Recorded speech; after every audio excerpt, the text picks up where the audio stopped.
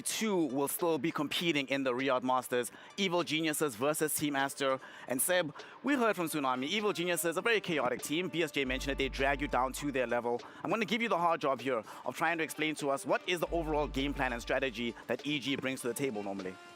I mean, they have a very specific playstyle, I think, that can catch a lot of teams off guard. Is like they are very focused on taking early fights and connecting and outnumbering people.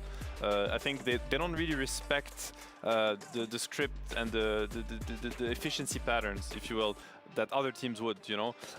You would see their core players, for instance, make rotations that other cores don't, because in general, if that rotation fails, then it's a disaster for their gameplay. Like, they don't mind the high risk, high reward plays at all, which can bring this chaos.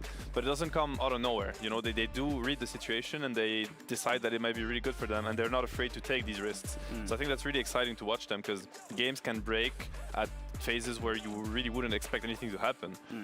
They have that going for them. And I also want to mention that, in my opinion, they have one of the best offlaners in the world right now, even though, you know, the team's placement isn't top 3, but he's one of my personal favorites. I think Wisper he's an amazing player, and he brings so much, and he forces so much respect also from other teams. That's why you see Timber being banned a lot against them. You see LC being banned. That's all him.